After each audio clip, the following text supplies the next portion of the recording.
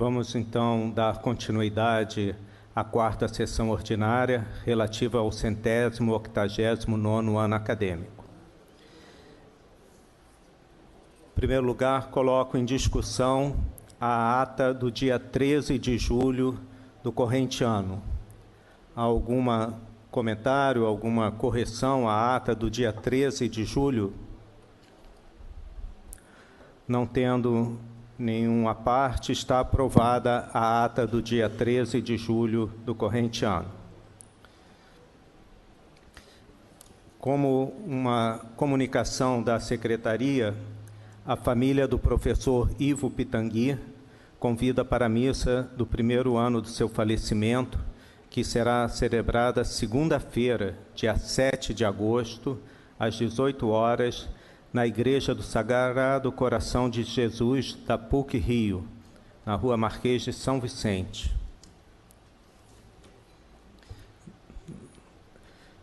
A palavra está aberta à bancada acadêmica. Acadêmico Walterzinho.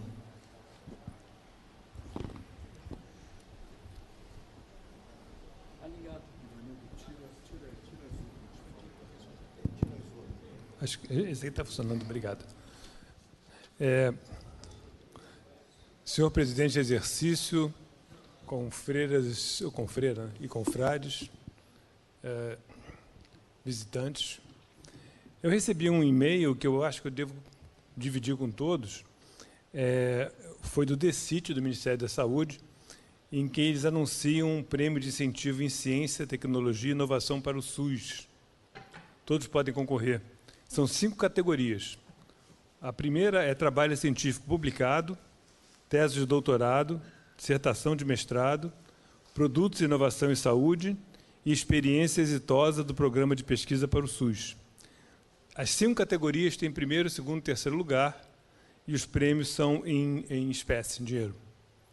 Então, se alguém se interessar, ou algum aluno se interessar, Ministério da Saúde, DECIT, e tem lá, então, prêmios. É o primeiro quadradinho em cima, assim. Primeiro retângulo. Eu acho que isso pode ser de interesse geral. Obrigado. Acadêmico Omar da Rosa Santos.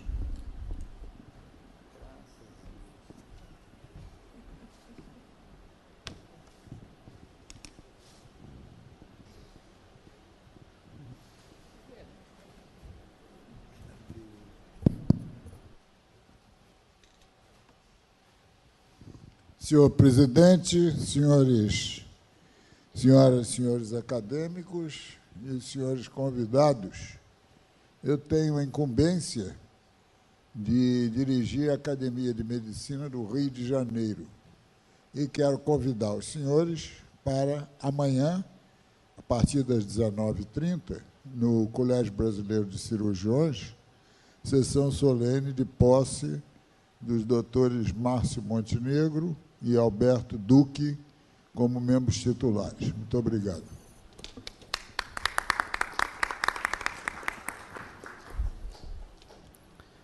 Mais algum acadêmico deseja fazer uso da palavra?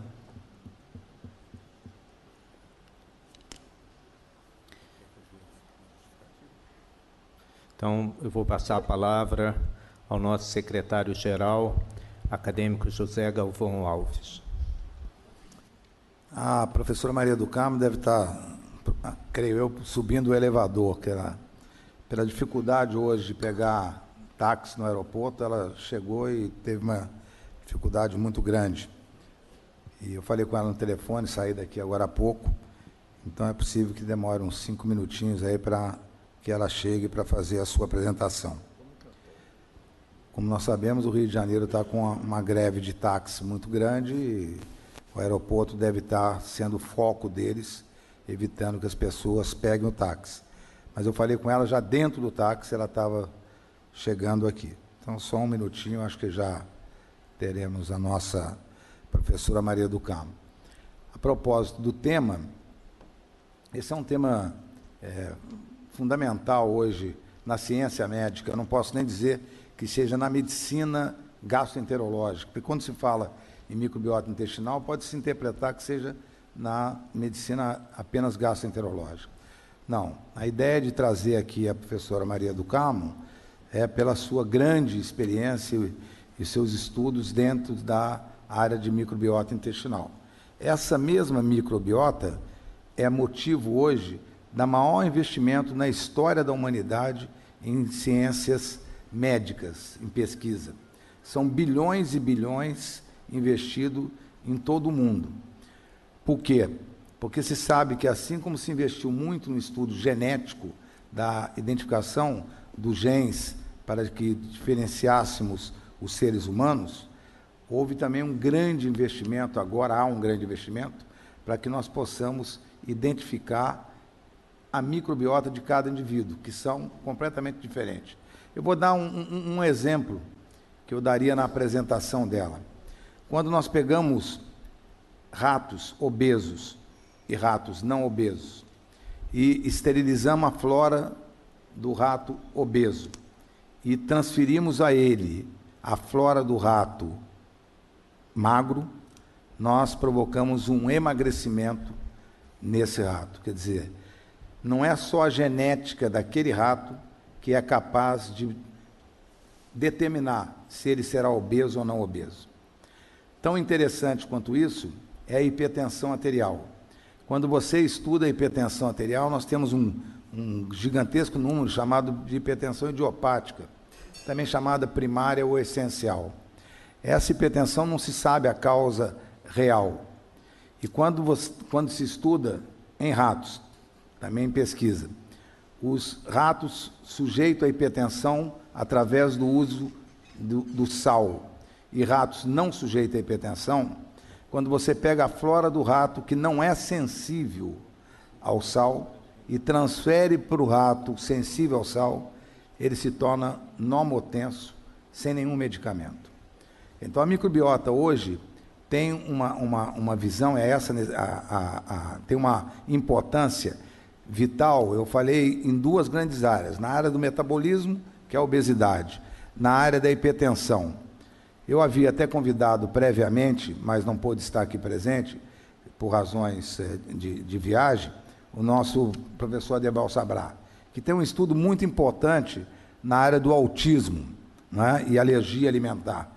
Na realidade, e a Maria do Carmo certamente vai apresentar isso também, há uma grande interferência da microbiota na determinação se o indivíduo vai desenvolver ou não um autismo e, principalmente, a importância desse autismo.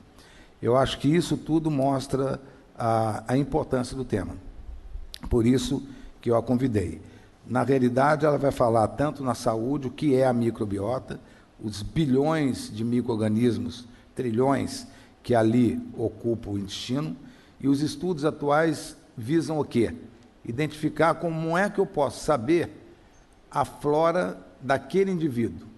E se identificando a flora daquele indivíduo, se ao transferi-la para outro, eu posso protegê-lo de doenças ou mesmo curar algumas doenças. Por isso que está na saúde e na doença. Isso que seria a introdução do tema da professora Maria do Carmo.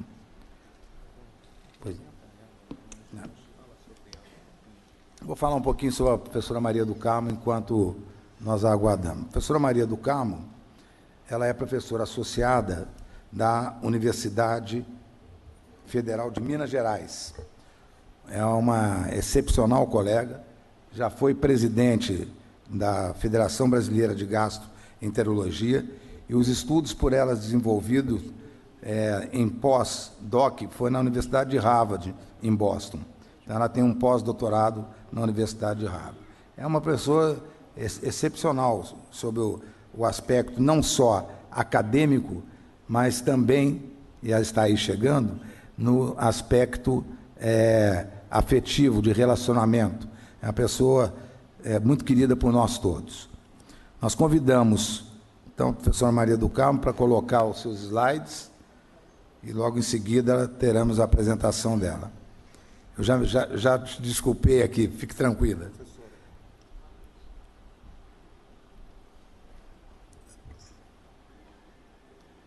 Tá bom, né? Enchi o tempo certinho. A professora chegou aos 47 minutos.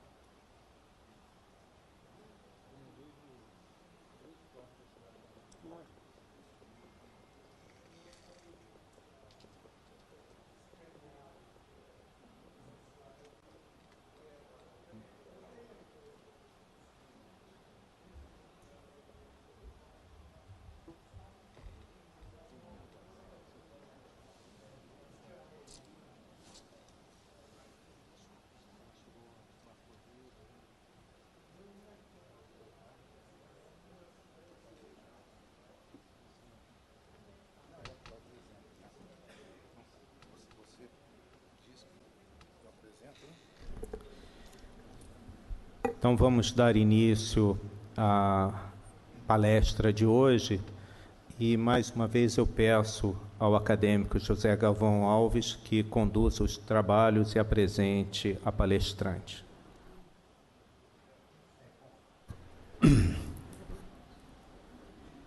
Boa tarde, boa noite a todos, excelentíssimos senhores acadêmicos da nossa querida Academia Nacional de Medicina.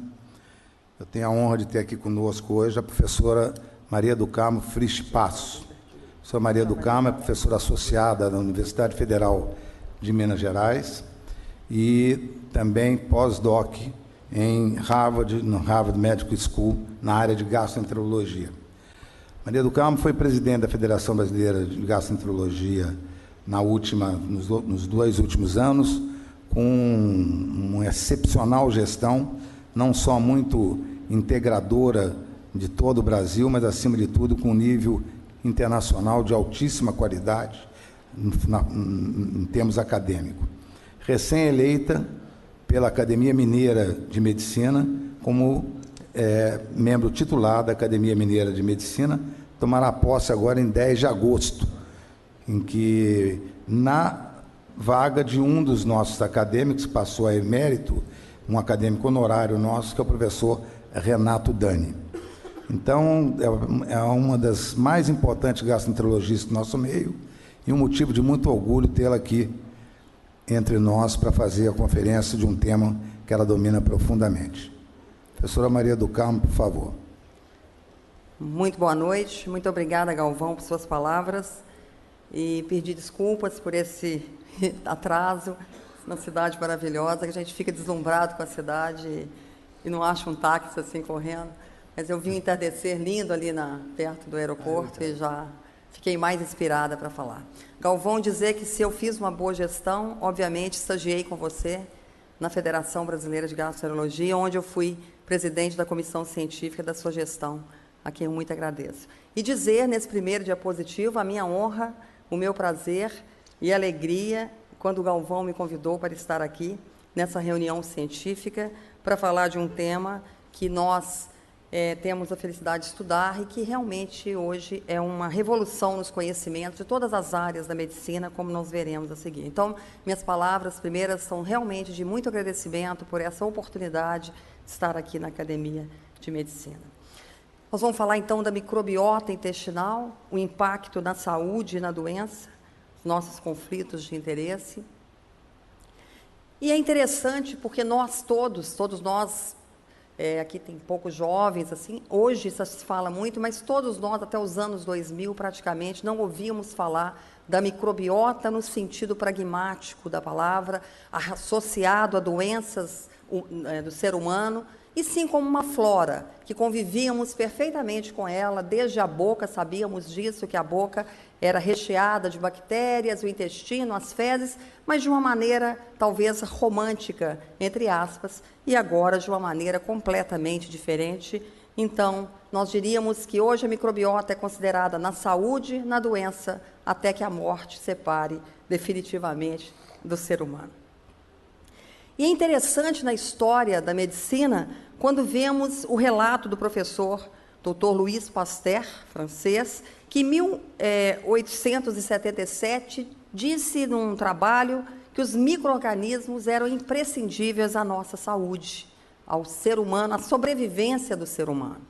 Isso passaram-se anos, até que o russo, professor Elie Mitchanikov, que depois foi prêmio Nobel da Medicina com outro trabalho, mas no estudo, esse trabalho publicado em tese, obviamente, mas também chamado a atenção na página principal do New York Times, em 1908, ou seja, ele observou que o consumo regular de iogurtes era responsável pela longevidade de camponeses búlgaros.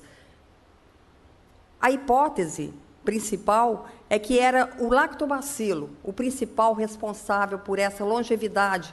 Ele observou que era maior do que dos outros europeus que sobreviviam próximos àquela região. E a conclusão desse estudo do professor Metchnikov, no início do século passado, é que no intestino grosso existem micro-organismos que podem desencadear fatores degenerativos ao nosso micro-organismo. Os lactobacilos, presentes naquele, não era nem o iogurte, naquela coalhada dos camponeses búlgaros, no trato gastrointestinal, possivelmente produziam ácido lático e impediam o desenvolvimento de bactérias não benignas à nossa saúde. De 1908 em diante, quer dizer, exatamente na época em que nós passamos a estudar medicina e trabalhar com medicina, houve um enorme intervalo, digamos assim, entre as pesquisas e o relato do professor Pasteur, entre as evidências do professor Metchnikov e até os dias atuais, onde essa imensa lacuna nós convivemos com esse período até o início dos anos 2000. Então, toda a literatura a respeito disso é extremamente recente, exatamente porque os conhecimentos vieram à tona no final dos anos 90, início dos anos 2000.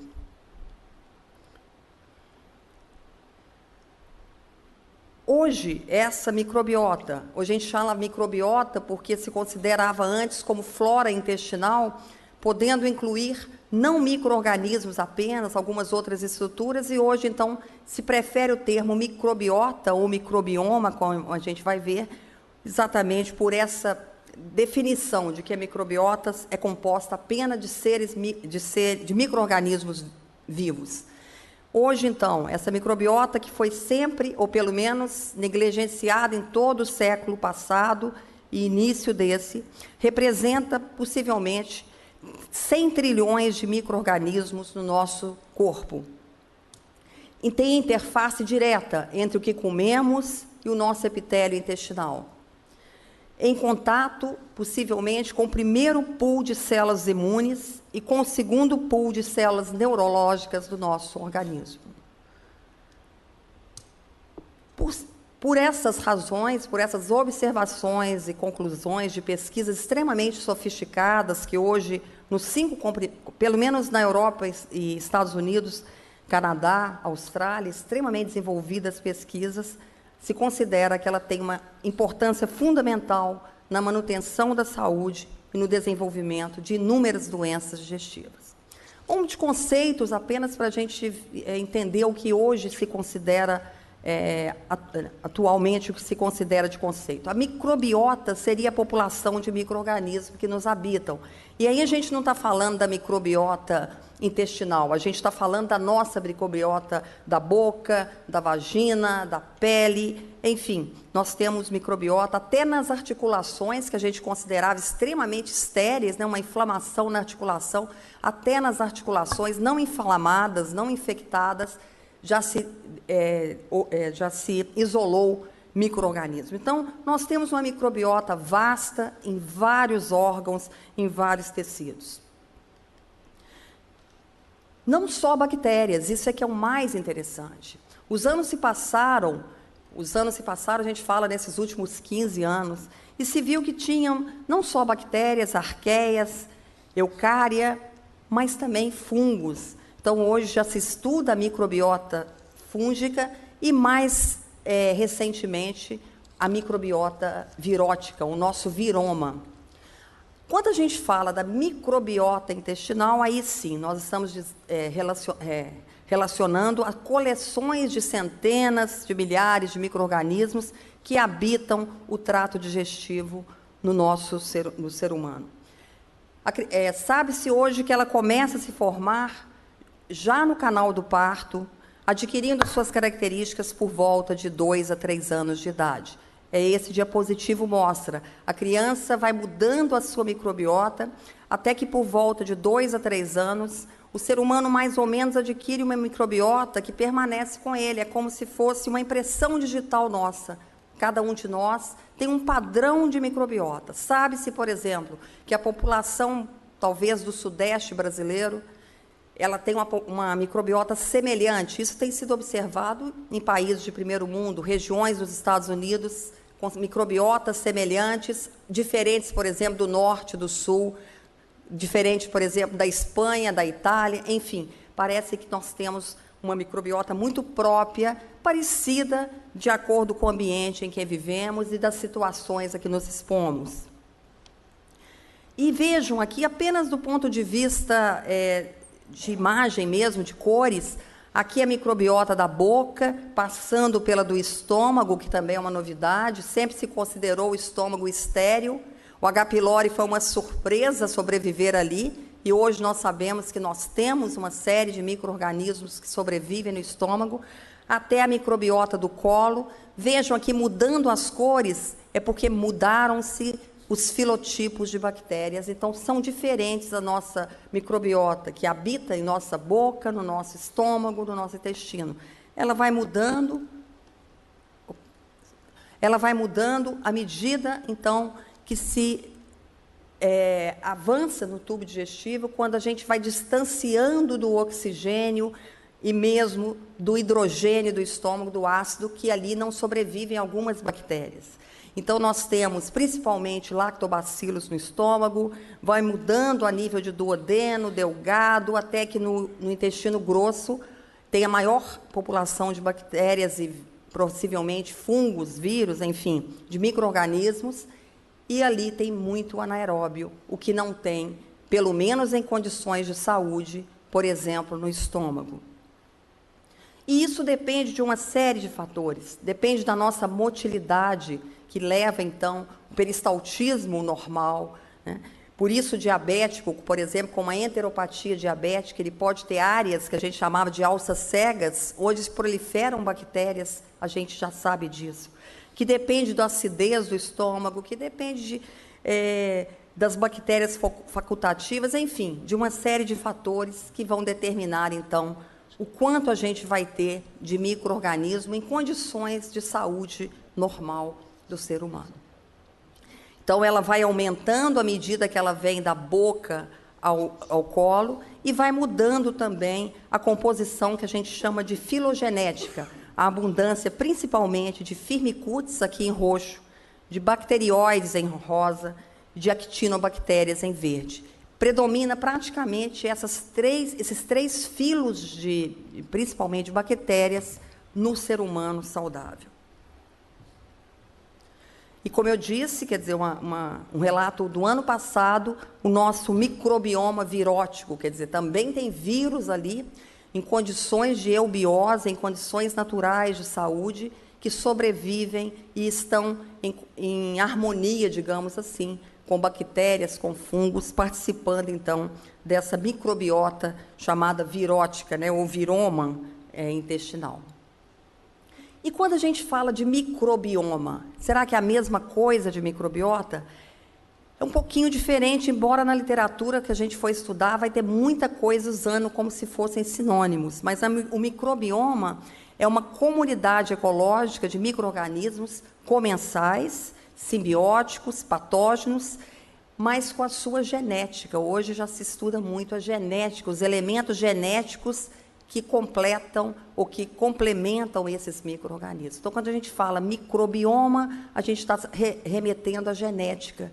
E, no Brasil, nós ainda estamos com pouquíssimos trabalhos nessa linha de investigação, então a gente não poderia falar do microbioma, por exemplo, do nosso país, mesmo em São Paulo, no Rio, ainda os estudos estão apenas engateando nesse sentido. São muito caros, dependem de uma série de fatores que a gente vai ver.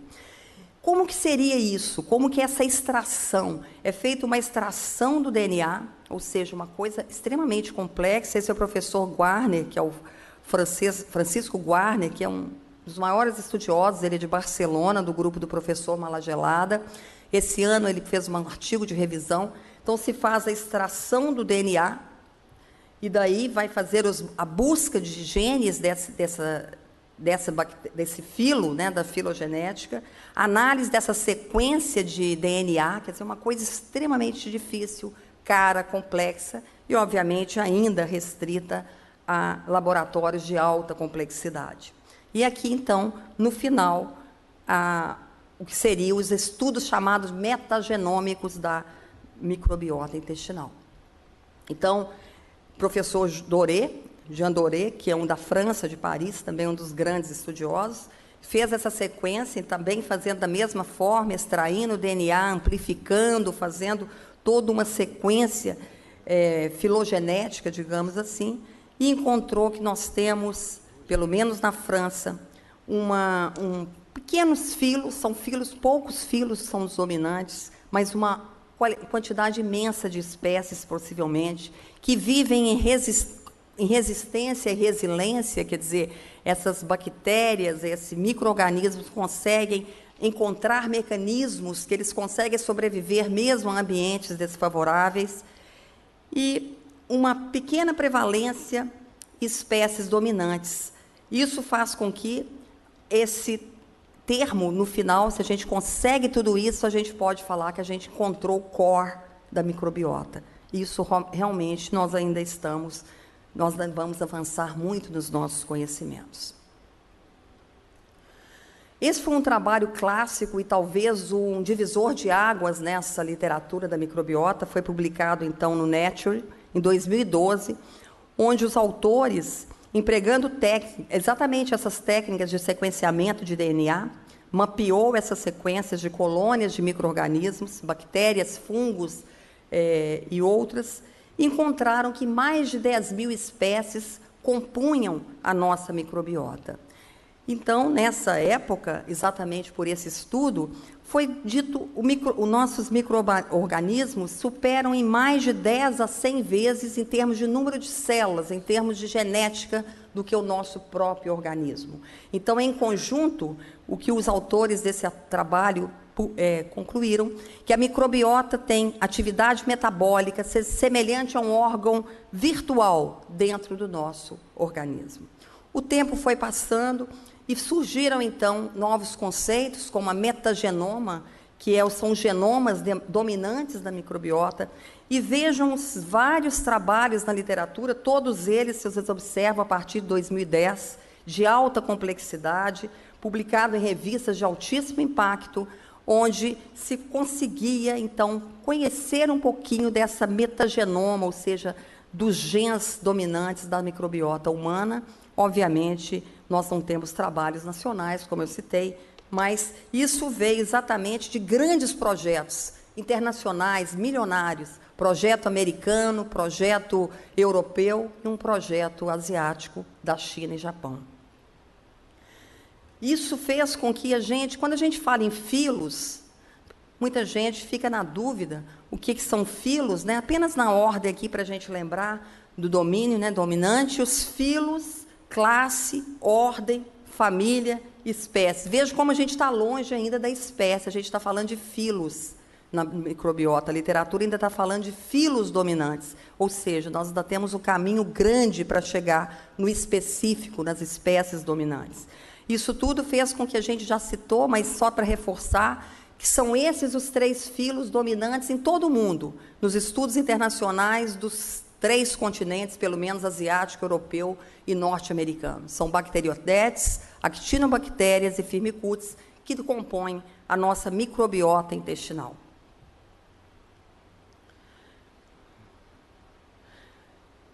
Então, nessa época, em 2012, se dizia, nós somos aqui, ó, o humano, com provavelmente uns 20 a 25 mil genes, e possuímos dentro do nosso organismo milhares, centenas de micro-organismos que compõem em torno de 3 milhões de genes, mais ou menos essa diferença. Mas vejam o que aconteceu em 2014, nesse MetaHit, que é o consórcio europeu para estudo da microbiota.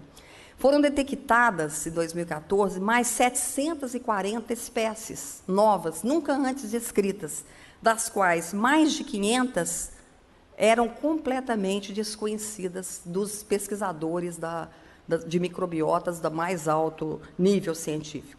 Eles empregaram uma nova técnica, utilizando bioinformática para metagenoma, quer dizer, uma coisa realmente complexa, mas que permitiu triplicar o catálogo de genes conhecidos. Esses micro-organismos ainda, mesmo hoje, em 2017, não foram completamente isolados, eles estão com dificuldades de manter esses micro-organismos fora do ambiente intestinal, mas a conclusão desse estudo é que, com esse conhecimento novo, a partir de finalzinho de 14, passou de 3 milhões de genes para 10 bilhões de diferentes genes, enquanto o ser humano nós conhecemos em torno de 20 a 25 mil. Imagina que aquela diferença daqueles 2 quadrados se triplicou a partir desses últimos estudos. E o que é importante na nossa microbiota? Uma série de funções, uma das mais importantes de nutrição e metabolismo. Hoje se considera quase que incontestável que os nossos micro-organismos participam efetivamente da nossa nutrição e do metabolismo humano. Faz com que haja uma inibição de crescimento de patógenos e de uma microbiota chamada disbiótica anormal. Também uma função importantíssima de barreira, colonização da mucosa, fortificação do revestimento do epitélio, enfim, também para a prevenção do crescimento de micro-organismos, de uma microbiota alterada. E, por fim, uma função imunológica cada vez mais estudada em várias doenças, que seria por um aumento da imunidade inata e modulação da inflamação através de vias principalmente reguladas pelos receptores chamados de Toll-like.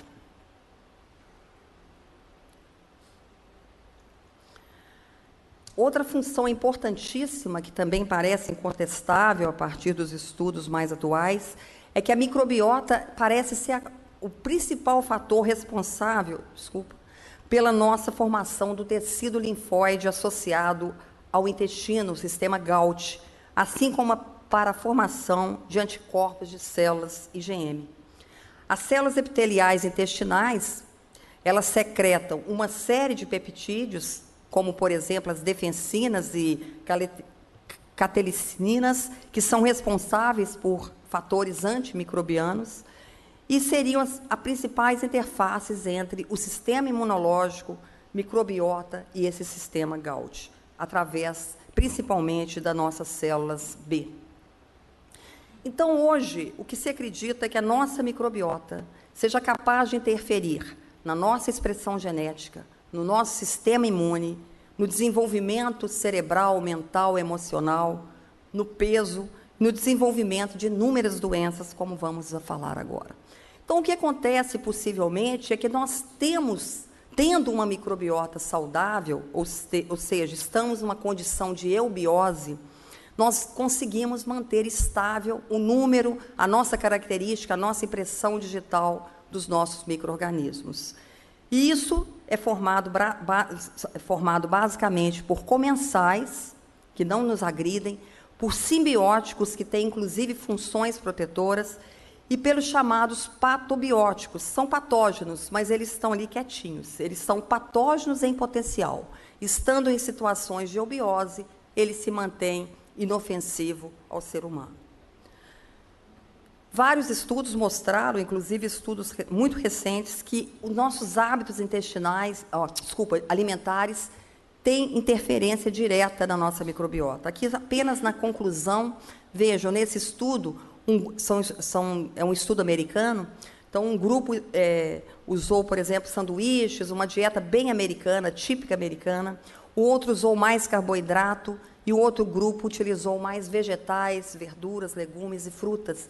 E quando eles foram analisar os filotipos, viram que quanto mais fibras, quanto mais legumes, verduras, maior a riqueza da microbiota, maior a diversidade. E, de alguma forma, pelo menos por enquanto, a maior diversidade associa muito à saúde humana. Então, a riqueza da microbiota humana correlaciona a marcadores metabólicos, por exemplo. Então, um menor número de genes microbianos, ou seja, uma menor diversidade, possivelmente está associado a maior adiposidade, resistência insulínica e inflamação. Vários estudos, não vamos nos ater basicamente a eles, mas mostrando, por exemplo, na Espanha e na França, ou seja, em diferentes países europeus, uma diferença exatamente dessa diversidade de micro-organismos, e isso tem a ver, eles observaram, os autores, que tinha a ver com doença e saúde, em alguns estudos, como no professor Warner, mais uma vez citando o professor Warner, ele encontrou essa diferença grande da riqueza, da diversidade de micro-organismos em pacientes com doença inflamatória intestinal. Então, será que a minha microbiota é igual à sua, a do amigo, a da família? Isso existem vários estudos interessantes em animais de experimentação, os ratos de uma mesma família, será que eles têm a mesma microbiota? Parece que é mais semelhante, sim, entre os nossos, aqueles que nós convivemos. Mas, possivelmente, nós temos diferenças individuais, como, por exemplo, mais uma vez citando a nossa impressão digital. Então, é possível que existam diferenças, embora ambos convivam em ambientes de eubiose, são saudáveis, mas exista possivelmente uma diferença entre as nossas microbiotas. Quando a coisa não caminha tão bem assim, existem fatores que levam à quebra da eubiose e à chegada, então, possível de uma disbiose, ou seja, quando os micro-organismos patogênicos ou aqueles biopatógenos que estavam lá quietinhos passam a ter um papel patogênico. Então, a disbiose seria quando ocorrem alterações quantitativas ou qualitativas, ou as duas, da microbiota intestinal. Essa disbiose, o professor Doré resumiu muito bem esse ano no estudo, num trabalho de revisão também, mas nós traduzimos esse diapositivo para ver que fatores interferem, então, com essa microbiota, com essa disbiose. Desde a duração da gestação, parece que parto prematuro, a criança tem uma microbiota diferente daquele que nasce a termo, aquele que nasce, por exemplo, e não amamenta no peito, aquele que tem alimentos artificiais, o tipo de parto, se foi por via baixa, se foi cesárea ou se foi um parto normal, se atravessou o canal do parto, ele tem uma microbiota mais semelhante à da mãe do que aquele que é feito cesárea, que ele não passa pelo canal do parto, enfim, fatores interessantes que mudam a nossa microbiota. Daí a gente define a nossa microbiota, como a gente disse, por 2 ou 3 anos de idade. E aí vamos viver num estado de simbiose, com uma tolerância imune, com uma homeostase intestinal adequada e um metabolismo energético adequado. Entretanto, em condições em que esse equilíbrio se rompe, podem ocorrer, então, doenças, como a gente vai ver a seguir.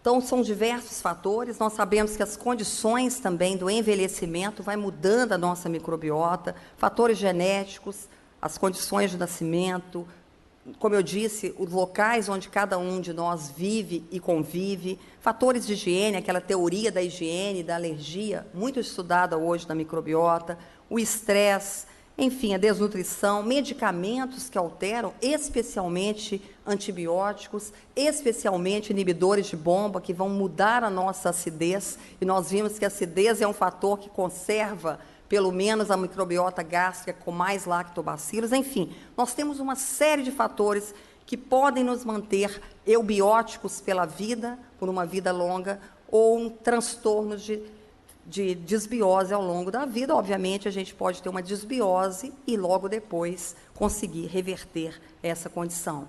E isso, a desbiose, leva à inflamação local no intestino e, possivelmente, alterações sistêmicas com proliferação de micro-organismos e síntese de metabólitos anormais. Então, essa desbiose, o que mais se estuda, que a partir da desbiose ocorre uma redução na secreção de fatores antimicrobianos, principalmente na luz do intestino. Essa desbiose acarreta, então, vários mecanismos chamados sinais pró-inflamatórios. A gente vive numa eubiose anti-inflamatória, entre aspas. Isso leva ao rompimento, principalmente, das células de Panet, das junções firmes das células de Panet, e aumenta os sinais inflamatórios. Existem, então, causas de desbiose, nós já falamos, desde a colonização até a colonização inicial, fatores genéticos, alteração do sistema imunológico, vacina, a gente não citou, mas a vacina, cada vez que a gente tem uma vacinação, a gente está estimulando micro-organismos também. Enfim, uma série de fatores podem contribuir para que a gente perca a condição de uma eubiose. O que leva a essa desbiose são vários fatores, pelos quais hoje se estuda por que a microbiota poderia interferir na evolução ou no desencadeamento de inúmeras doenças digestivas, desde inflamação intestinal até uma disfunção no metabolismo energético, da permeabilidade intestinal, enfim, uma série de mecanismos possíveis associados à desbiose.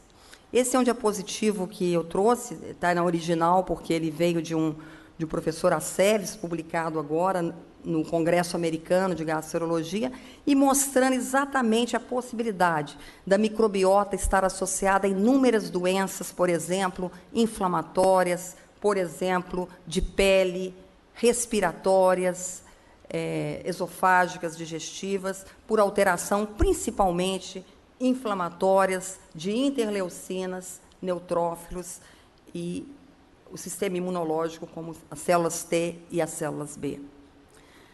Daí a gente não temos ainda a nossa radiografia da nossa microbiota, mas a desbiose tem sido particularmente associada a algumas doenças, como a gente vai ver. Doenças hepáticas, intestinais, neoplásicas. Existem muitos estudos daquela sequência complexa de DNA que já diferencia hoje algumas doenças com diferentes microbiotas daqueles indivíduos saudáveis.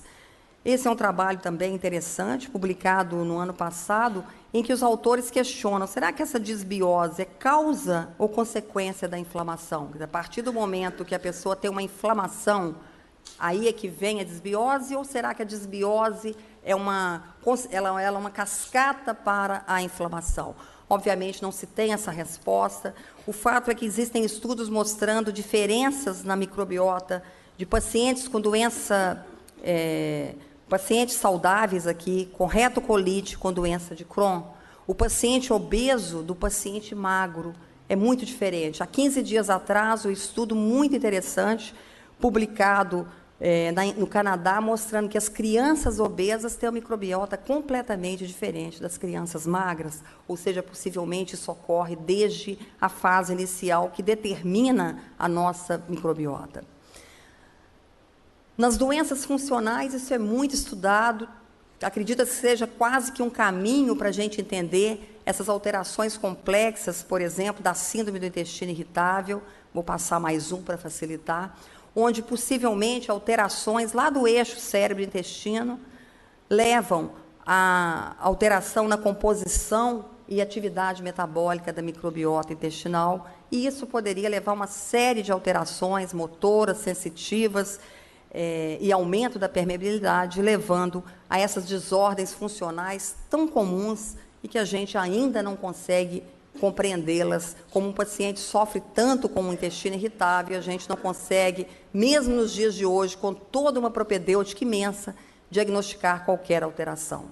Então, se conhecia muito esse eixo cérebro-intestino, o segundo cérebro, o sistema principalmente o intestino delgado como segundo cérebro, e isso explicava, em parte, as alterações nos distúrbios funcionais E hoje, mais do que isso, se fala eixo cérebro, intestino, microbiota. Parece que a microbiota tem um papel fundamental na regulação desse serotonina, desses neurotransmissores. Tanto que esse estudo foi premiado agora no Congresso Americano, em Chicago, agora que eu digo há pouco mais de um mês, onde esses autores de Houston mostraram que essa bactéria, especificamente o bifidobactério dentes, era capaz de regular, sabe o que? A CERT, que é o sistema que controla a serotonina, o caminho da serotonina do cérebro para o intestino.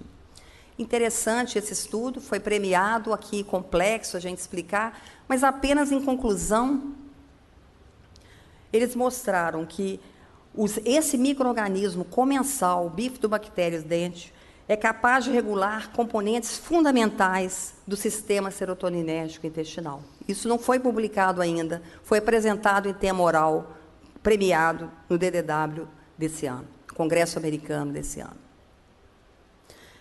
A microbiota tem sido muito estudada, eu vou apenas citar, porque cada uma desses slides seria uma aula. Nas intolerâncias alimentares, tão em moda hoje, intolerância à frutose, à lactose, à sacarose, enfim, frutanos, a microbiota parece ter um papel fundamental aqui, determinando essas intolerâncias.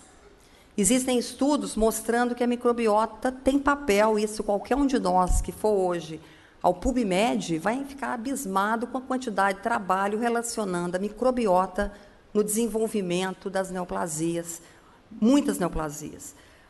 3 categorias de microbiota, basicamente, podem induzir carcinogênese.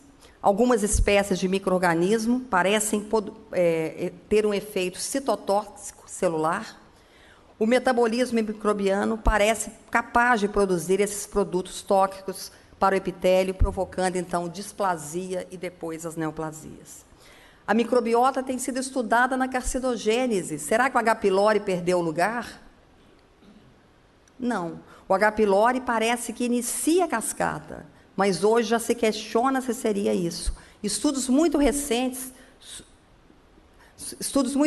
sugerem que a colonização gástrica por bactérias não H. pylori talvez seja o fator determinante da evolução, porque que alguns desenvolvem câncer e outros não, e a maioria não desenvolve nada, nenhuma doença com a infecção pelo H. pylori.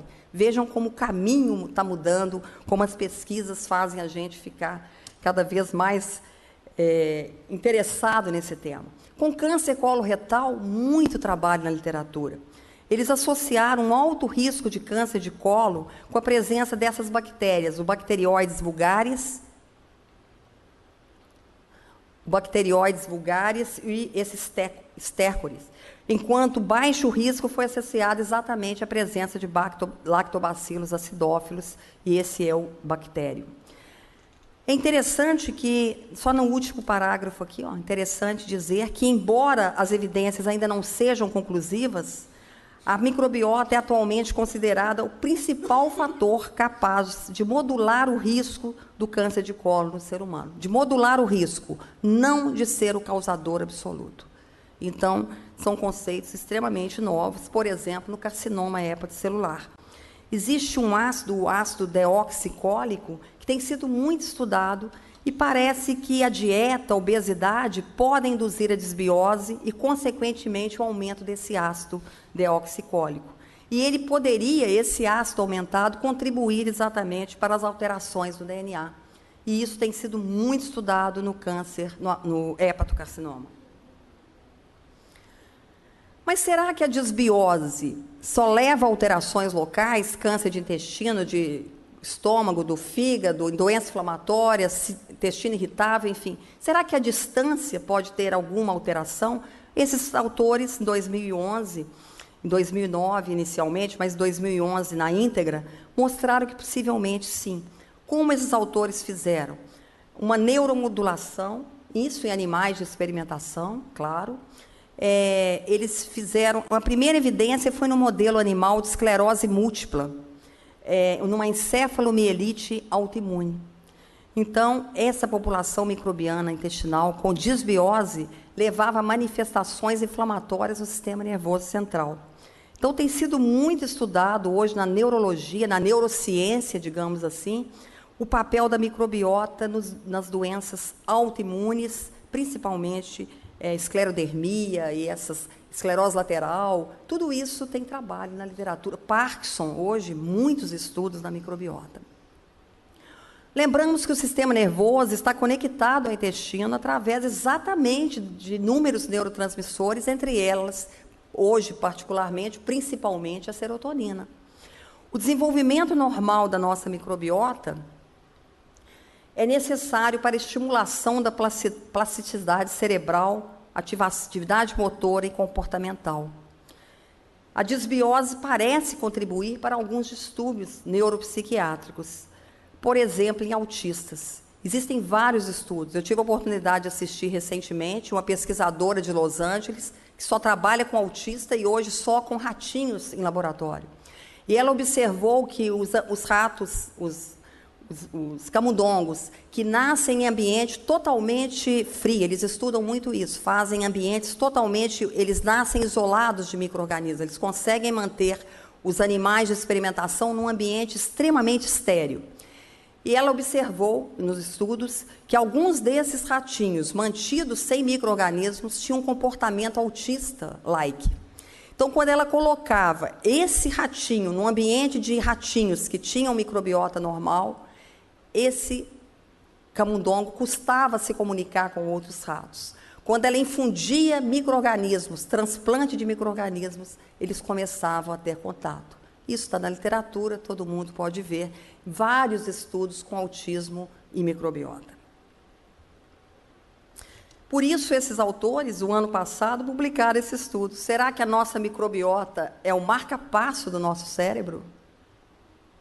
Não sabemos, são todas evidências ainda apenas palpitantes. E vejam esse trabalho, olha que título mais interessante. Longe dos olhos, perto do coração. A desbiose nas doenças cardiovasculares. Hoje existem estudos na hipertensão, na doença coronariana, enfim, em várias doenças. Galvão teve a oportunidade de nos falar desse tema no Congresso de Doenças da Microbiota, lá em Gramado, no ano passado, né, Galvão? Então, tem muita coisa. Nas doenças crônicas e imunológicas é o que mais tem. Diabetes, doença inflamatória, doenças reumatológicas. Então, hoje a microbiota é assunto de todas as áreas, da neurologia, psiquiatria, reumato, gastro, enfim, alergista, das doenças imunológicas, dos imunologistas especialmente. Na alergia alimentar, parece que algumas bactérias são capazes de produzir ácidos graxos de cadeia curta, que podem promover indução de células T reguladoras, e outras bactérias estimulam interleucinas, promovendo proteção de uma barreira celular. Isso também tem sido estudado. Outro assunto muito frequente na literatura é a questão da esteatose não alcoólica, da dieta, da obesidade, na doença, principalmente no hepatocarcinoma, associando a microbiota a esse quarteto que tão bem nós conhecemos, dieta, obesidade e esteatose. Hoje se inclui em muitos trabalhos a importância da microbiota também nesses pacientes. Aqui mostrando exatamente isso, um trabalho de dezembro de 2016, mostrando obesidade, diabetes e microbiota, e os autores concluíram que realmente existem uma série de evidências na literatura mostrando que a microbiota do diabético e do obeso é muito diferente, e isso pode levar a alterações metabólicas, inflamatórias, imunológicas, que determinam a evolução dos nossos pacientes. Como manipular essa microbiota desbiótica? Enfim, nós nem temos certeza que o paciente está com desbiose ainda.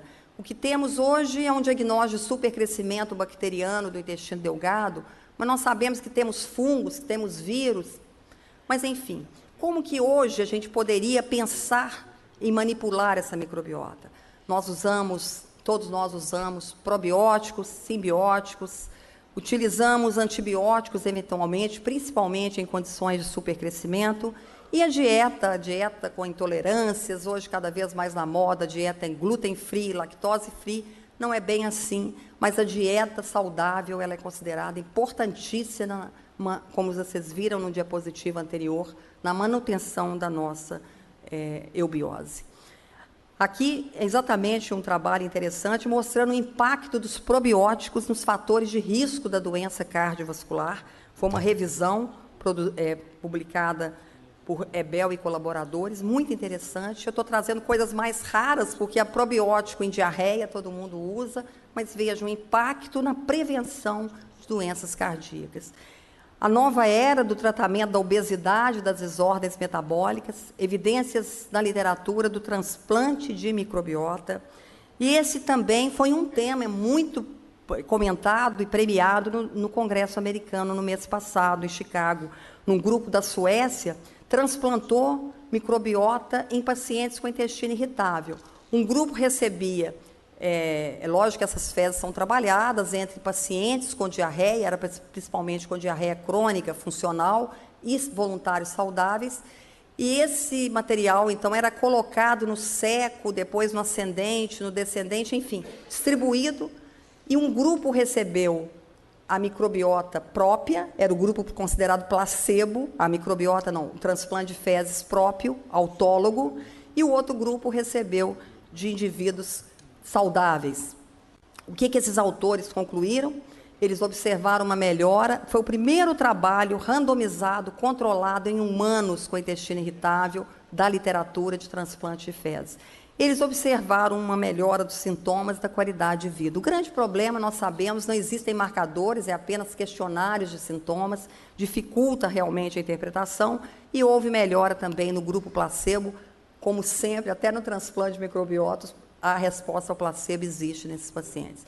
Estudos controlados com placebo serão essenciais, mas é um trabalho, é o primeiro estudo que abre uma mão enorme aí para a gente analisar essa possibilidade. Hoje, o transplante de fezes é muito considerado hoje no clostrídio refratário à metronidazol, vancomicina. Né? A gente pode fazer com bastante critério. Nada é liberado ainda para se fazer transplante fecal, por exemplo, como nesse estudo, que é um estudo controlado, randomizado. Então, ainda não é uma coisa da nossa prática, mas abrem horizontes para o tratamento desses pacientes com intestino irritável. E vejam o que surge. Além dos probióticos e simbióticos, se fala hoje nos psicobióticos. Os psicobióticos, quem sabe que era a busca da felicidade, né? O paciente vai deixar de tomar antidepressivo, ansiolítico, que são mais vendidos no mundo hoje, para tomar psicobióticos. Será que isso vai chegar? Possivelmente, talvez, a gente nem vai ver. Mas o que as pesquisas revelam? Que esses novos psicobióticos podem atuar na depressão, na ansiedade e fobias. É possível que no futuro possamos buscar a nossa felicidade modulando a nossa microbiota. Então, enfim, nosso microbioma, nossa genética, o nosso 20 milhões de genes contra 10 trilhões das bactérias, dos fungos e dos vírus, mas, com certeza, a nossa microbiota tem um papel, possivelmente, de destaque na nossa genética, no nosso ambiente, onde vivemos. Ela, possivelmente, hoje, não há como entender o ser humano, a nossa saúde e as nossas doenças, sem conhecer essa microbiota, o nosso microbioma, melhor dizendo, pois é a nossa genética da nossa microbiota.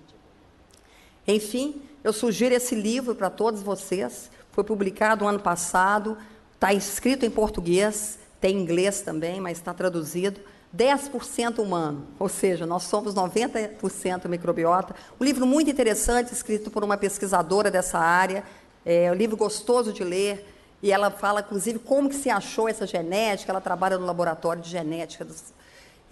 E vejam aqui, apenas como curiosidade também, como andam esses projetos. Olha quanto investe hoje o mundo, com bilhões, milhões, mesmo nessa crise universal, se investe milhões no mundo inteiro com projetos. Nós não temos na América do Sul, estão vendo aí, mas americanos, sim, com 115 milhões, enfim, chinês, japonês, europeu, são aqueles megaprojetos de DNA que estão sendo feitos. Nos Estados Unidos é o que mais investe, ele quer conhecer a microbiota do Norte, Nordeste, Sul e Sudeste. E assim eles estão fazendo o mapeamento da microbiota ou do microbioma norte-americano, investindo 115 milhões de dólares nesses projetos, nas pesquisas futuras.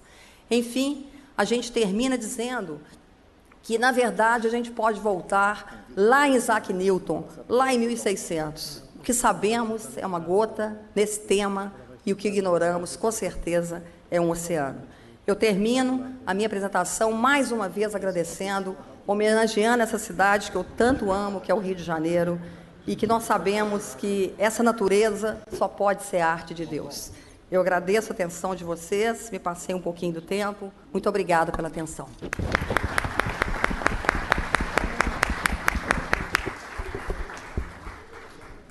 Agradeço a belíssima apresentação da professora Maria do Carmo Frigi e convido-a para sentar à mesa.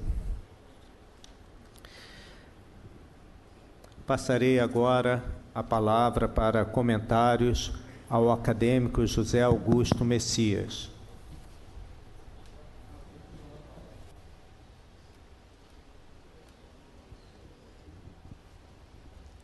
Senhor presidente, componente da mesa, minha ex-presidente Maria do Carmo, senhores acadêmicos, senhoras acadêmicos, convidados. Quando o Galvão me convidou para fazer esse comentário, a primeira, ele de vez em quando arma essas coisas para mim. Talvez a última mais impactante foi a diarreia no século XXI. Depois ele conta o que aconteceu. Falei, o que um pobre clínico com um viés gastroenterológico vai comentar em cima dessa avassaladora quantidade de informações de quem, como se diz, entende do assunto? Inevitavelmente, será a descoberta de novidades. Abre-se uma janela aqui no conhecimento humano, particularmente na área da medicina, não da gastroenterologia, mas da medicina no seu sentido mais amplo, com essa ascensão do tal do microbiota como uma área de conhecimento que estamos ainda muito nos seus primórdios, muito do seu limiar. Além da citação de Newton, tem uma muito mais corriqueira: quando a gente joga uma pedra na lagoa, as ondas vão se afastando e parece que o limite do desconhecimento do futuro se torna cada vez maior. O assunto está praticamente esgotado, não há como, particularmente um clínico, aprofundar ou trazer alguma coisa a mais. O assunto foi mapeado, o assunto foi didaticamente explicado para quem não lida com isso no seu dia a dia, nem como literatura. Todos os tópicos importantes do que se pesquisa, do que se estuda, estão citados aqui, e eles ficam, esse roteiro dessa apresentação fica como um estímulo conceitual para quem tiver o interesse de aprofundar um pouco mais aqui ou ali. A primeira coisa que eu vou dizer, e vou mudar um pouquinho o foco, e talvez como um parente, a partir do sufoco que a Maria do Carmo teve de sair do Santos Dumont até aqui, pedir desculpa pelo atropelo que o meu alvinegro fez em cima do dela ontem à noite, e ela até abaixou a cabeça, porque aquilo foi um épico do futebol, um botafoguense contra uma atleticana. E, além do mais, o que me permite aqui nesse comentário, talvez seja uma contextualização, não da matéria específica, mas em que momento do desenvolvimento do conhecimento humano, nessa área específica, nos permite chegar e, principalmente, antever o que pode acontecer no melhor entendimento daquilo que ainda são as coisas idiopáticas, que literalmente significam a nossa ignorância. Talvez fazendo um arco de tempo um pouco maior, lá de Galeno, no início dos anos depois da Era Comum, que veio até quase o século XVII, XVIII, talvez no Renascimento surgiu o estudo do corpo macroscópico com Vesalius, depois um pouco de função com Malpighi, a microscopia com aquele holandês de nome complicado, que a gente acha que se chama Leeuwenhoek, mas não sei se o holandês pronuncia dessa maneira.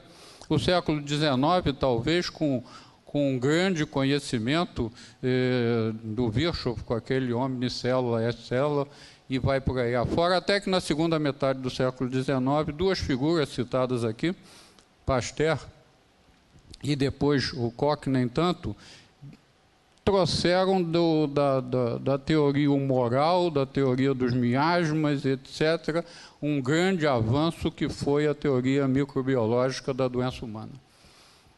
E teve uma coisa que talvez nesse conceito, já que nós estamos falando de bactérias, fungos, vírus e algumas outras formas microbiológicas, os conceitos de Koch, que praticamente cerceou esse conhecimento da doença infecciosa, da causa microbiana das doenças, uma bactéria, uma doença, um micro-organismo, uma doença.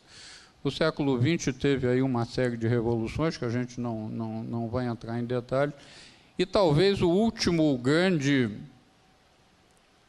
ponto nessa situação, na nossa área, foi o Helicobacter pylori, que foi uma bactéria que era cultivada, que está relacionada com uma série de coisas, e já com o microbioma, o microbiota, parece que não é bem ela entrou de gaiato no início e agora estão sendo identificados os outros companheiros, ela seria uma liga babá e deve haver mais de 40 ladrões junto com ela na carcinogênese do tubo digestivo superior. Mas o que eu queria dizer é que isto daqui fica bem claro na apresentação para todos nós, deixa-se de ter a necessidade de identificar a bactéria daquela doença. Nós não temos, inclusive, cultura para talvez a maior e a quase totalidade dos microbiotas. Nós temos o seu imprint genético, o que é uma coisa completamente diferente, uma assemblagem, quer dizer, você tem um pool que, inclusive, mistura com o próprio genoma do hospedeiro, do humano, e que vai determinando esses caminhos do aprendizado de como é que se dá essa interação. A microbiota, provavelmente, é o grande tradutor do meio externo para o meio interno, né? O conceito também do século XIX do Claude Bernard, e que agora a gente vai tendo uma série de outros conhecimentos de possíveis explicações para todos esses distúrbios, a chamada disbiose, quanto o equilíbrio, a eubiose e a disbiose, como é que essas relações se dão. Isso é um campo fascinante. Eu te diria que está muito além da minha capacidade de entender e da minha capacidade de percepção, mas a seriedade dos trabalhos aqui apresentados, a facilidade com que a Maria do Carmo transmite esse universo de novidades, de nomes completamente estranhos, e para terminar, talvez aquela palavrinha do microbiota para o microbioma, que é fundamentalmente a junção da bactéria, do vírus, do fungo, que compõe a microbiota, e a nossa própria identidade celular, que compõe esse organismo, esse órgão quase, que é o mais complexo e o mais completo que nós podemos possuir, num conceito que é interessante resgatar isso, que não veio da medicina, não veio da ciência médica. Ele veio fundamentalmente na segunda metade do século passado, mais próximo do seu final, dos ambientalistas. Nós estamos tratando aqui do desequilíbrio de um ecossistema, de um nicho ecológico. Todo esse conceito da possibilidade da microbiota interferir na função do seu hospedeiro, ele veio da ciência ecológica. Aquela brincadeira que se passou, a borboleta, quando voa no Japão, provoca um furacão na costa oeste americana. Como uma brincadeira, mas é mais ou menos isso.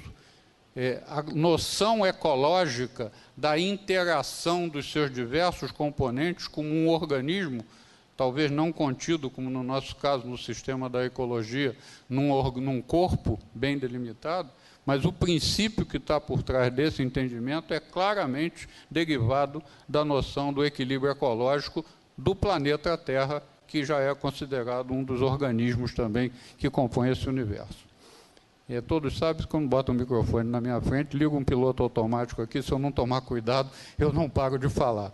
Eu acredito que o que esgotou o tema e nos deu essa imensa satisfação desse final de tarde, início de noite, foi a palestra da atleticana um pouco triste, Maria do Carmo, e é um prazer revê-la, e com isso eu agradeço, parabenizando a ela por essa magnífica apresentação.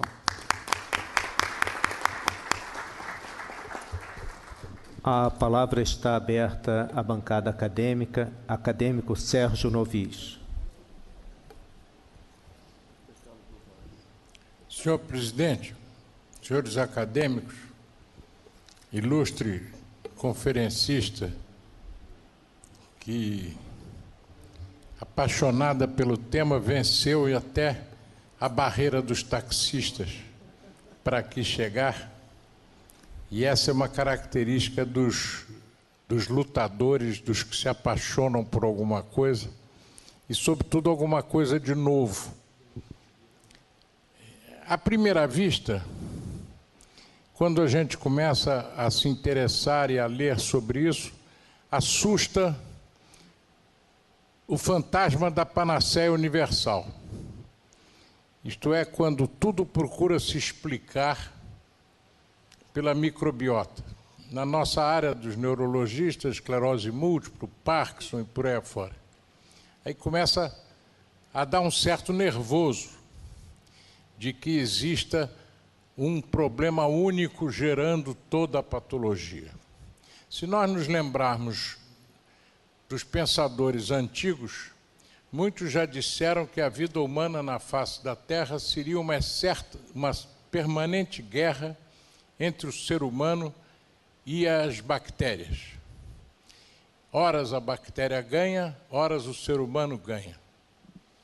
Mas, na verdade, o que fica muito claro da exposição que a senhora acaba de fazer aqui na academia é que esse é um assunto sério, é um assunto novo, é um assunto sobre o qual os médicos das diferentes especialidades têm que deitar atenção, porque algo de novo pode estar começando a surgir.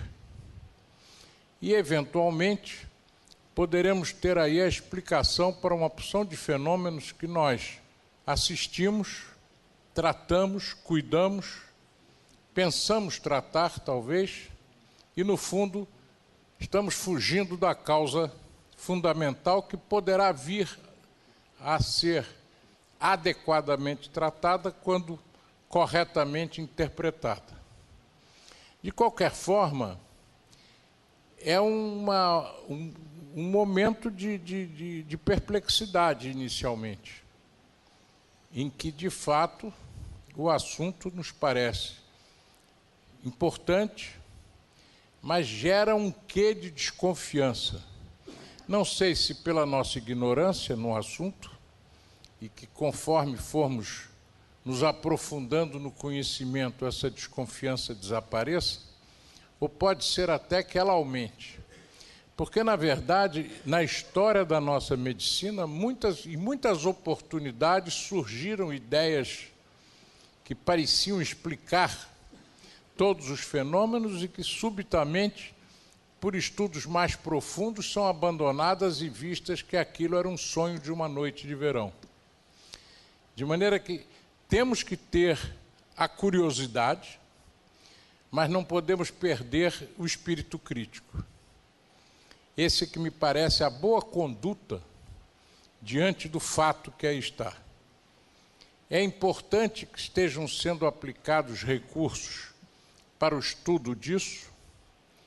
A senhora se impressionou com os estudos, mas eu, como vivo na terra do Lava Jato, aqueles valores são absolutamente ridículos, porque qualquer representante do povo que ocupe a Câmara Alta ou a Câmara dos Deputados seguramente consideraria aquilo uma propina bastante ridícula. De maneira que saber que o grande Estados Unidos está gastando 158 milhões de dólares, isso é uma gorjeta. Isso ainda não é, isso a meu ver ainda não impressionou suficientemente os cientistas. Porque não são valores impressionantes, são valores que mostram que está havendo uma tendência a estudar o problema, mas não como poderia vir a ser estudado, até às vezes, talvez, pela falta de laboratórios e de locais adequados ao estudo. Pode haver o recurso, mas não haver onde aplicá-lo. teremos que começar a criar centros de interesse sobre o assunto para que ele seja adequadamente buscado. Há um tratamento que me parece, já assisti conferências a esse respeito, de que são aquelas diarreias decorrentes do emprego de antibióticos em doentes graves e tal, em que a transferência de microbiota faz cessar o processo diarreico, de maneira que já há, inclusive, indicações terapêuticas específicas e adotadas rotineiramente em CTIs, em hospitais, para resolver esse problema específico. Portanto, nada impede que amanhã tenhamos essa outra visão. Me parece que o que me ficou na alma da sua magnífica experiência, e me felicito por vê-la vencer a barreira dos taxistas, seria uma perda para a academia não ouvi-la, é o fato de que temos que manter a curiosidade, não perdendo o espírito crítico. Acadêmico José Carlos do Vale.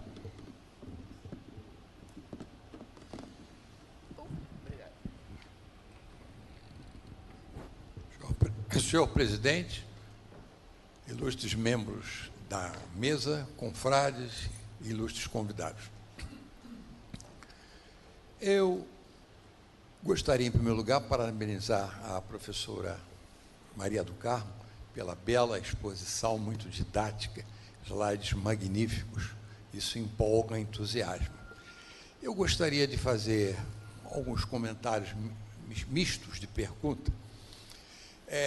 A senhora praticamente abriu a sua conferência citando o russo Metchnikoff, né? Por volta de quase do advento da Revolução Comunista, começou a trazer esses conceitos de microbiota. Em 1986, eu estive na Rússia fazendo um curso por 2 meses. Era na época do comunismo, era difícil a gente entrar lá, visitando o Instituto de Tumores de Moscou. Nós tínhamos muita curiosidade para saber como é que os russos estavam tratando o câncer, porque não havia nenhuma informação, não havia disponibilidade de dados da União Soviética para o mundo ocidental. Então, eu e mais um grupo pequeno tomamos a nós essa aventura de ver o que os comunistas, então, estavam fazendo. O que eu quero chamar a atenção que, dentro de um dos hospitais que eu visitei em Moscou, havia um que chamava-se Hospital número 24, até curioso o número. Era um hospital de coloproctologia. E nós visitando umas instalações muito pobres, com esgoto correndo aberto, nos corredores tapados por tapumes, por madeiras, mas um determinado departamento deles era dirigido ao estudo de infecções e tratamentos da microbiota intestinal. Foi a primeira vez que eu vi um dos pesquisadores puxar uma série de gavetas e mostrar o que eles chamavam de culturas de bactérias e lactobacilos e outros fungos, com o que eles chamavam de fagos. Então, os russos tinham determinados tipos de fagos para tratar uma variedade enorme de doenças coloproctológicas. A primeira pergunta veio: qual seria a ilação que nós poderíamos tirar entre esse experimento lá de 1986 que eu vi na Rússia, os tais dos fagos, e me parece que tem muito a ver com o que foi aqui mostrado. Essa é a primeira questão. A segunda, quando começou essa história de tratar clostridio, infecções de clostridio difficilis por transplante de fezes, isso foi publicado, se não me falha a memória, de uma maneira pioneira no New England Journal of Medicine, e os casos tratados, os pacientes recebiam uma sonda nasogástrica e as fezes eram injetadas ali e os resultados foram magníficos, especificamente para tratar a infecção por clostridio. Muito bem, isso evoluiu, e se não me engano, acho que foi o Galvão que fez uma conferência aqui, e tinha dito que isso já tinha evoluído para cápsulas de fezes. Esse assunto eu nunca vi mais na literatura, morreu, gostaria de saber em que pé está essa história de tratamento com cápsulas de fezes. E, por último, esta semana, numa publicação chamada Journal Watch, do New England Journal of Medicine, fez menção a um trabalho publicado pelo Journal Canadian of Medicine, de uma revisão, uma meta-análise que englobou 440 mil pessoas no Canadá, em que eles analisavam qual seria o benefício dos adoçantes artificiais no controle da obesidade, da síndrome metabólica e do diabetes mellitus tipo 2. Chegaram à conclusão, primeiro, da ineficácia dos adoçantes nessa população imensa que ninguém perdia peso por conta disso. Segundo, 3 dos estudos dos 37 da meta-análise mostrou que, ao contrário, os adocicantes artificiais promoviam até aumento de peso. E, por fim, o que é mais chocante, eles acreditam e concluíram que há sérias evidências que essas substâncias, por alterar a microbiota intestinal, poderiam interferir nos mecanismos que levaria como via final comum aumento do açúcar no sangue, da glicemia, carregamento de ácidos graxos de cadeia leve, promovendo diabetes mellitus, síndrome metabólica e obesidade. Eu achei isso impactante. E, fazendo uma revisão desse assunto, há inúmeras publicações sugestivas, incluindo a própria Nature, essa que a citou dos ratinhos que são induzidos a ter diabetes, e transplantando fezes de ratos normais, eles revertem o diabetes. Eu achei isso extraordinário. Eu gostaria que a senhora comentasse a respeito disso que eu falei. Do mais, muito obrigado a todos. Acadêmica Eliette Busquelat. Eu gostaria de dizer que parabenizo a senhora pela sua conferência, muito interessante, e queria fazer uma pergunta simples. Quais são os dados que a senhora tem, se a senhora estuda, o que acontece pós-cirurgia bariátrica com a microbiota? Muito obrigada. Acadêmico Eduardo Lopes Pontes. Parabéns, Maria do Carmo, excelente, como sempre. Eu gostaria só de fazer um comentário e lembrar uma coisa, porque eu acho fundamental nesse assunto, que é o seguinte, que na vida intrauterina, nós, os animais em geral, temos 0 de bactérias no nosso organismo e, ao mesmo tempo, 0 de células imunologicamente competentes, né? Isso é o que se dá o nome de indivíduos ingênuos ou naivos na língua inglesa. E como você muito bem mencionou, no momento do parto é que começa a haver essa interação, quer dizer, que nós vamos nos contaminar com esse ambiente poluído que a gente vive, né? E nós não falecemos, não morremos por causa inicialmente dos anticorpos maternos, né?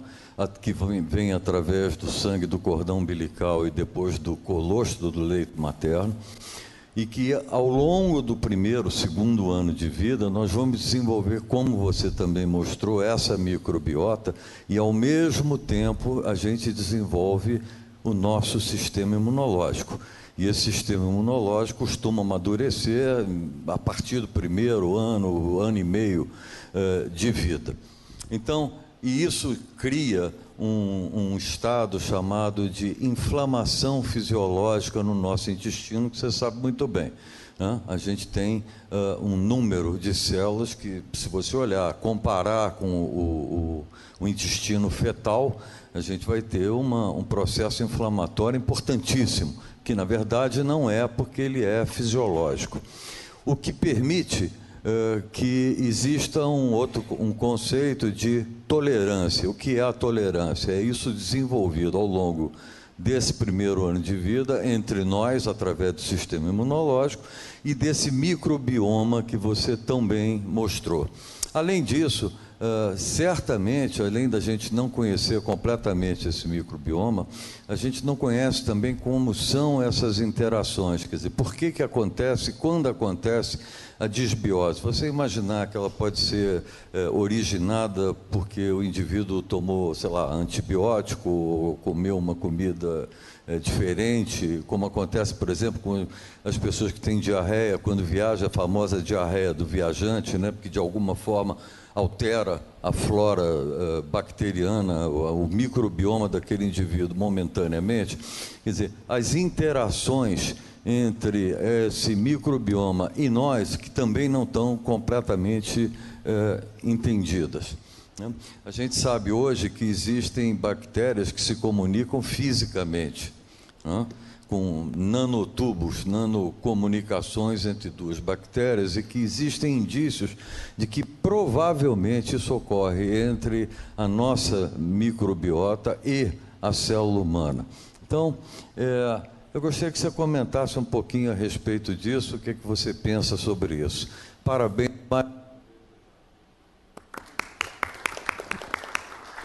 Acadêmico Gerson Canedo de Magalhães. Em primeiro lugar, cumprimentar a professora, né, pela magnífica conferência. Microfone. Em segundo lugar, o que eu queria dizer é fazer uma comunicação. Peraí. Na última reunião da Academia Americana em Boston, o capítulo Parkinson e microbiota foi extremamente desenvolvido.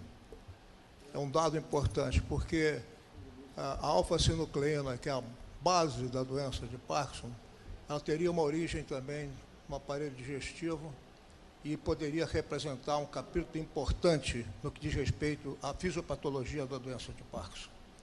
Em relação ao autismo, há uma omissão muito grande nas pessoas que estudam autismo, porque existe um grupo italiano que desenvolveu um trabalho extremamente importante e que desenvolveu uma coisa chamada Mirror System, um sistema de espelho. Eles trabalharam com macacos e observaram que um gesto de ameaça no macaco, antes de qualquer outra coisa, desencadeava uma reação imediata em células cerebrais. Então, esse microsystem tem importância muito grande, por exemplo, na empatia dos políticos, na maneira de comunicar, a maneira como você recebe a informação e você reage à informação. O que pode acontecer, talvez, no autismo, que essas substâncias, o microbioma, possam interferir no desenvolvimento desse microsystem. Esse sistema é muito importante quando você lida, por exemplo, com crianças e vê com uma criança que tem uma mãe amena, tranquila, serena, ela é uma criança tranquila, serena. Quando você tem uma mãe agressiva, aquilo repercute na criança. De modo que isso tudo é muito importante, essa conotação entre o autismo, o microbioma, mas tem que passar por esse microsystem, que é um dado, que é uma etapa fundamentalmente importante na compreensão dessas reações humanas. De modo que eu parabenizo e trago essas informações, que foi um capítulo muito importante nessa última reunião da Academia Americana de Neurologia em Boston. Parabéns. Acadêmico Vanderlei de Souza.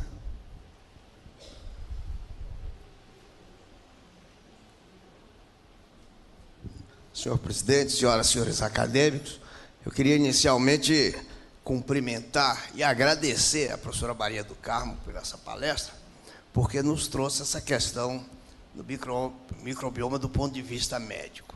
Na área da pesquisa básica, a gente já lida com esse assunto há muitos anos. Há cerca de 15 anos, o nosso grupo, junto com o grupo do professor Eloy Garcia, na Fundação Oswaldo Cruz, e a doutora Patrícia Zambuja, vem estudando hemípteros coletados de diferentes regiões do país, em que alguns são altamente eficientes na transmissão da doença de Chagas, porque lá o Trypanosoma cruzi se desenvolve intensamente, enquanto que outros não se encontra o Trypanosoma cruzi.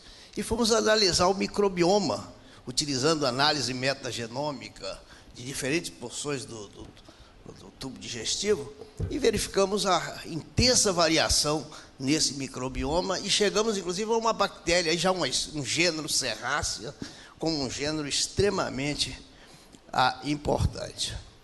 Então, esse é um primeiro registro de que e mais recentemente, vários grupos brasileiros vêm fazendo metagenômica para estudar o microbioma de cupins e entender por que alguns são extremamente eficientes em atacar a madeira, hidrolisar a madeira, enquanto que outros o fazem com menor intensidade. Me surpreende o fato de que nenhuma referência foi feita a artigos de autores brasileiros. Eu queria perguntar, né, como é que anda isso, porque hoje nós temos pelo menos uns 10 grupos altamente competentes em análise metagenômica no Brasil. Né?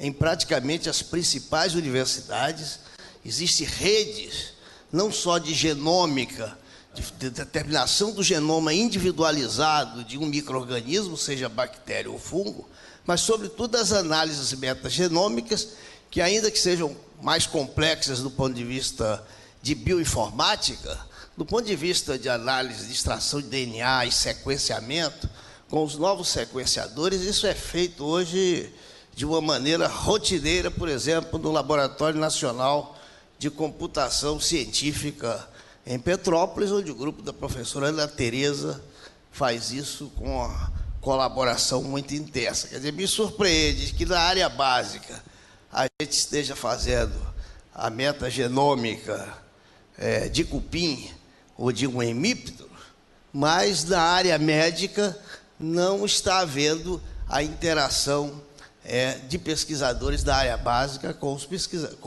os nossos clínicos, os nossos cirurgiões.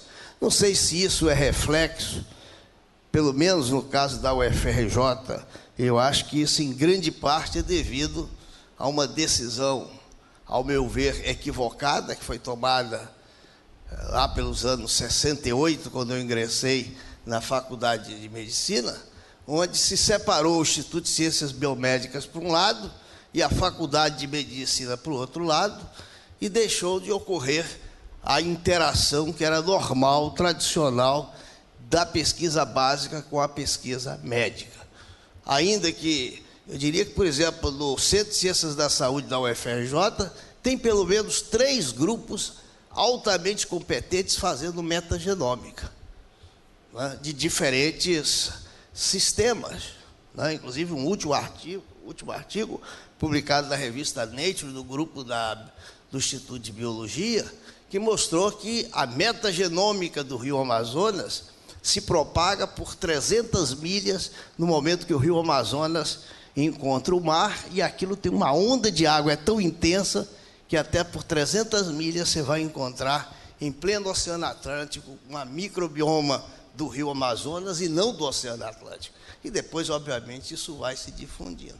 Quer dizer, eu acho que é muito importante que, a partir desta constatação, né, que a gente incentive a integração da pesquisa básica com a pesquisa clínica e vendo o microbioma do sistema respiratório, do sistema urinário. E, mais recentemente, eu não sei, e essa é uma pergunta que eu faço, na área básica, em camundongos e em insetos, nós estamos assistindo aí uma proliferação de endobactérias. São bactérias simbiontes que vivem dentro das células do organismo, estão lá. Hoje é, inclusive, um dos mecanismos de controle aí da transmissão de doenças causadas por insetos, entre as quais dengue, chikungunya, etc. Está se desenvolvendo uma linha nesse sentido. Quer dizer, o que é que existe de endosimbiontes no sistema humano, né, e como é que nós poderíamos avançar nesse sentido? Por último, uma pergunta. Quando a gente faz uma análise por microscopia eletrônica do epitélio intestinal, nós verificamos que existe uma população de bactérias que estão sempre aderidas à superfície da célula epitelial. Existe uma outra que está livre. Alguém analisou essa questão de comparar no intestino, ou em qualquer porção delas, a metagenômica do que está aderido, do que está solto, se há uma diferença significativa em termos da composição, né? Porque isso poderia explicar também alguns casos onde a adesão da bactéria ao epitélio intestinal interfere, inclusive, na fisiologia das células epiteliais.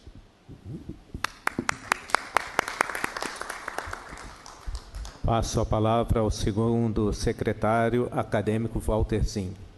Senhor presidente em exercício, querida acadêmica, queridos acadêmicos, convidados, professora, mais um para lhe parabenizar pela excelente palestra. Eu tenho um comentário e uma pergunta a fazer. O comentário, o Vanderlei já tocou no assunto, que é o sistema respiratório. Ele tem uma área de 75 a 100 metros quadrados. É a maior interface homem-meio ambiente, né? Então, imagino o que o microbioma pulmonar poderá causar no organismo humano. Enfim, a estudar. A minha pergunta é a seguinte: no começo da codificação do genoma humano, né, pensava-se no número astronômico de genes, era, enfim, 10 a 6, 10 a 8 genes possíveis, e terminamos com 25 mil. Isso sem falar nos epifenômenos de metilação, acetilação, que podem desligar, enfim, ligar o gene. E a minha pergunta é essa: aqueles 9 bilhões que nós temos aqui, 9 milhões, né? 9 é a sexta, eles ainda vão ser enxugados para um número menor, ou aquilo já foi enxugado? Porque é um número muito grande, né? Bom, muito obrigado.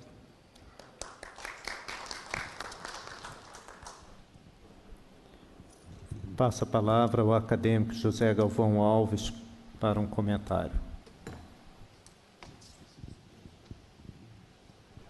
Na realidade, eu queria mais fazer um agradecimento do que comentários, até porque muitos dos meus comentários foram brilhantemente feitos pelo acadêmico Eduardo Lopes Pontes, né, em que ele correlacionou muito bem o fato de nós não sermos portadores de bactéria na vida uterina, e depois, dependendo se o parto é normal, se há amamentação ou não, se a alimentação é mais natural ou não, nós vamos criando microbiotas diferentes, microbiotas que eu diria saudáveis e não saudáveis.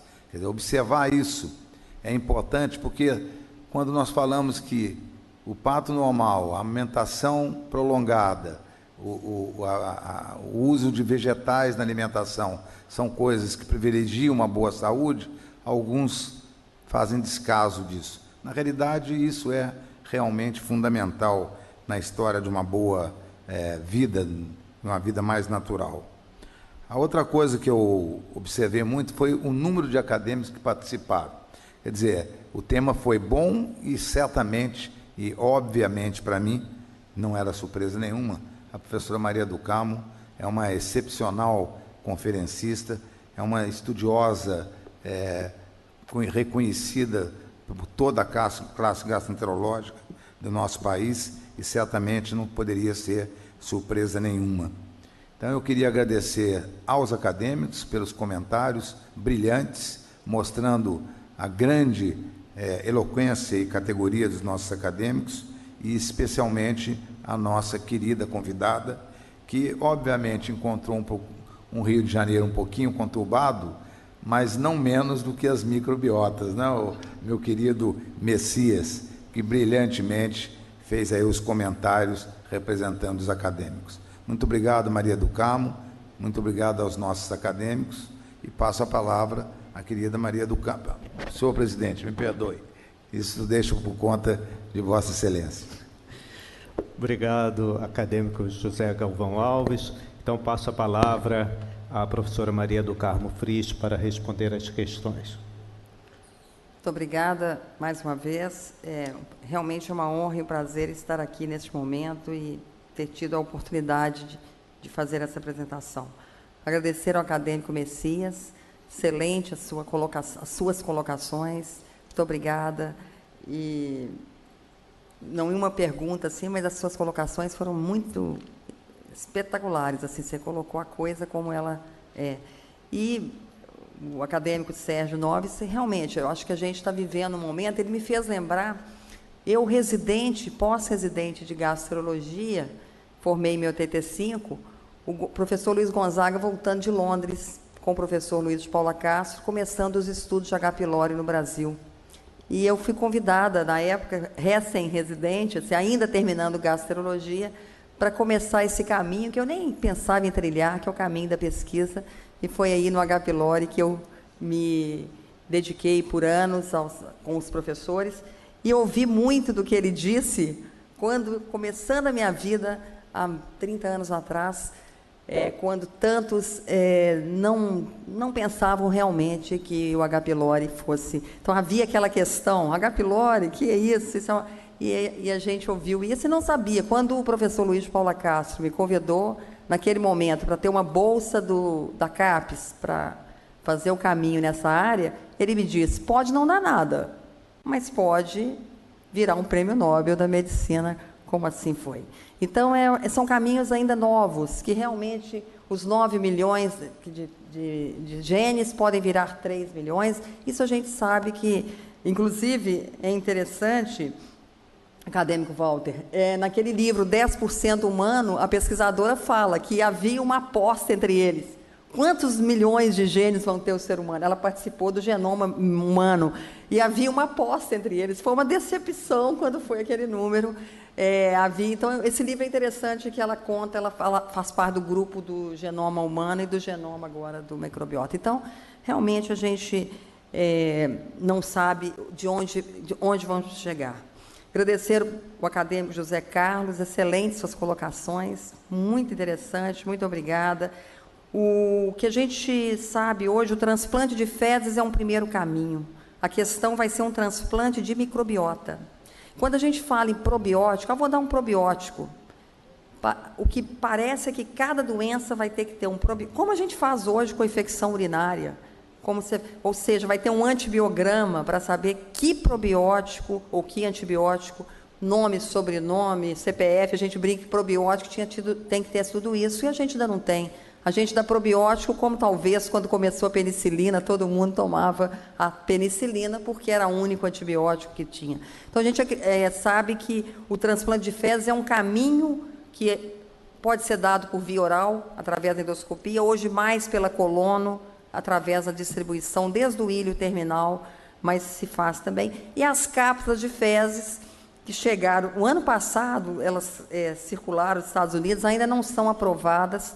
É possível que seja um caminho, mas o caminho do futuro vai ser microbioma e não fezes.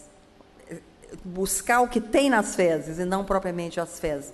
Então, por isso que ainda tem essa questão do Clostridium, do transplante. Hoje, como eu disse, o único aprovado é no Clostridium, mas em pesquisa se faz em tudo, se faz na retocolite, se faz na doença de Crohn, na doença, como eu disse, intestino irritável, enfim.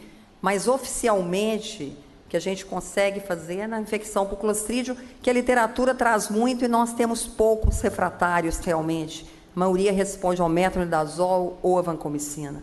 Poucos são realmente aqueles candidatos ao transplante de fezes por infecção de Clostridium, pelo menos no nosso meio. Acadêmica Eliette, muito obrigada pelas suas palavras. Existe muita coisa na microbiota pós-bariátrico. Existe, inclusive, eu tinha slides sobre isso, mas não estava tempo de abordar tudo.